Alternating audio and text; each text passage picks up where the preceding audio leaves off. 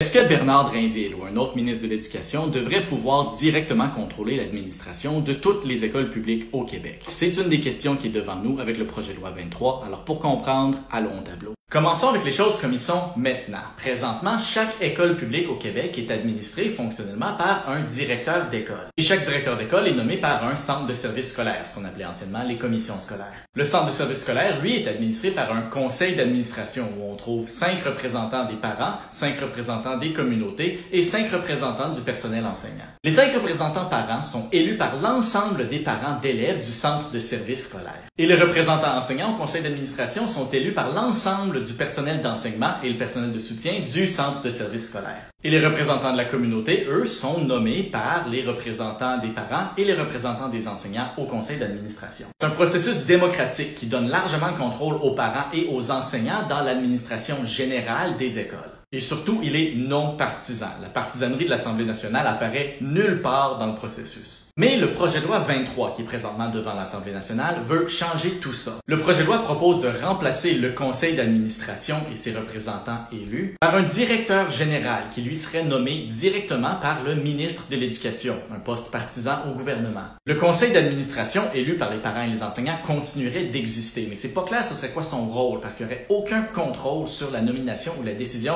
de qui seraient les directeurs d'école. Le gouvernement dit que les modifications sont nécessaires dans le cadre du projet de loi qui vise à améliorer l'administration et la qualité de l'enseignement dans les écoles. Ce qui revient essentiellement à dire que le gouvernement croit qu'il est mieux placé que les parents et les enseignants à décider comment administrer l'éducation de nos enfants. Ce qui est peut-être vrai. Libre à vous de décider si M. Drainville ou un autre ministre de l'Éducation est en effet le mieux placé pour prendre ces décisions-là. Mais ce qui est indiscutable, c'est que le projet de loi nous ferait perdre une instance de contrôle local, démocratique et communautaire de l'administration de nos écoles. Si vous avez des questions ou des commentaires, parlez à votre député à l'Assemblée nationale.